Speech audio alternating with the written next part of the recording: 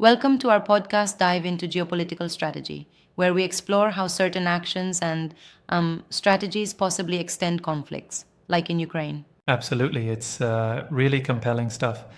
So, we're looking at how some voices argue that Western ignorance might actually be fueling a prolonged war. Yes, exactly. One of the key points comes from George Bibe, who's now at the Quincy Institute as the director of Grand Strategy. He makes the case that the West's approach, or rather shortcomings, have contributed to a drawn out conflict in Ukraine. Interesting.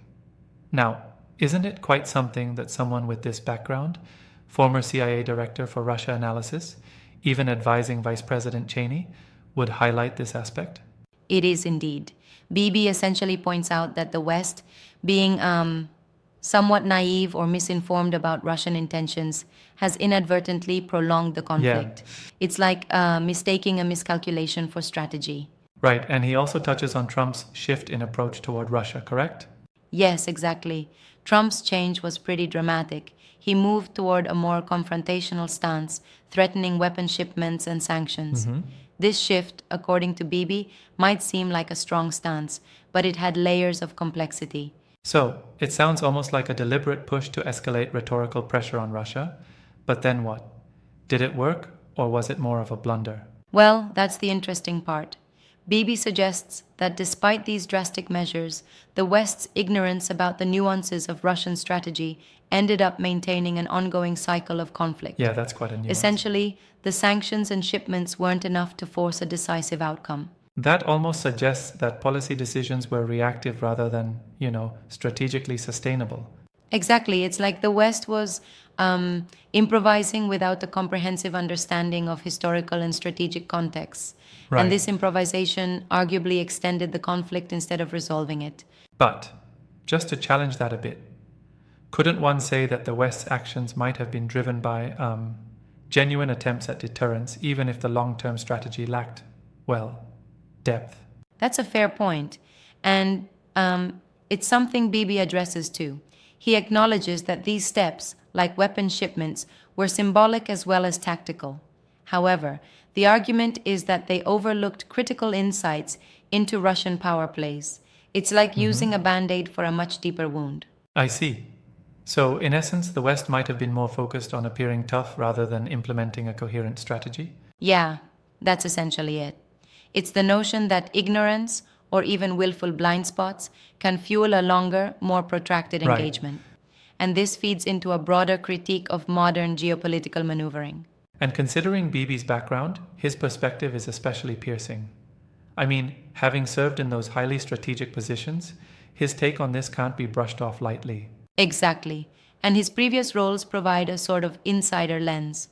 That said, he also suggests that Trump's tough rhetoric, while publicly impressive, didn't necessarily translate into effective strategy when you look at the outcomes. It was more about posturing than actual systematic change. So, now we're left wondering, can a policy shift like that ever really counterbalance deep-seated strategic misjudgments? It's a big if, really. Bibi seems to argue that such decisions aren't made in a vacuum. They're embedded in a larger framework of misinterpretation. Yeah, exactly. Imagine, if you will, building a house on a shaky foundation.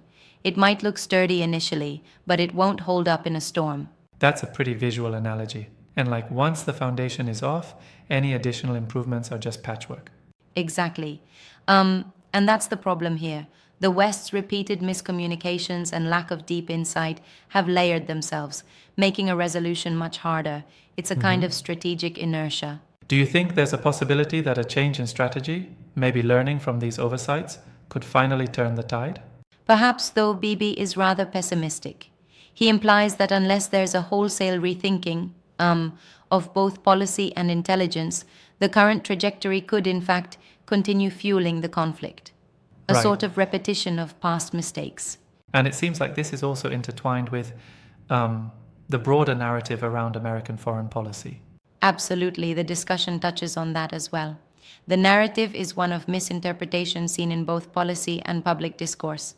Like, you can have all the sanctions and threats in the world, but if the underlying understanding is off, the effects might be counterproductive. It reminds me of when you try to fix a car with money instead of actually diagnosing the problem correctly. Yeah, it's like throwing parts around without knowing if you're addressing the core mechanism. Exactly. And the political consequences, both domestically and internationally, are profound.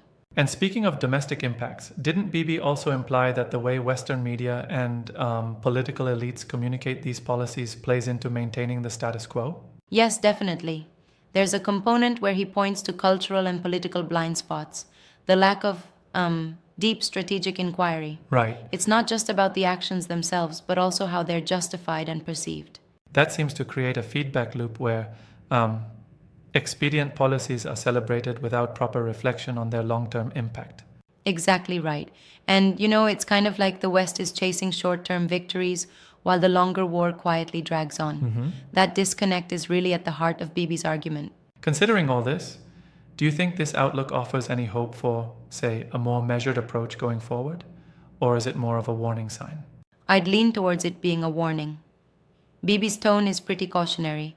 If we continue down this path, these misjudgments might not only extend conflicts like in Ukraine, but also destabilize broader geopolitical order. Yeah, very cautionary indeed.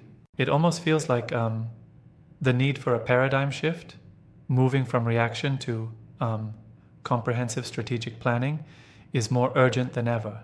Exactly. A complete rethinking. It's like we need to cut through the noise of rhetoric and really reassess the underlying assumptions. Right, absolutely. And yet there seems to be resistance, almost as if admitting these missteps is tantamount to acknowledging failure. True, there's always a political cost to reevaluating past actions. But in international relations, ignorance can be incredibly expensive if left unchecked. Indeed. So ultimately, Bibi's insights push us to ask, is the West truly ready to learn from these oversights, or will the cycle of misinterpretation just continue? Absolutely, that's the million-dollar question.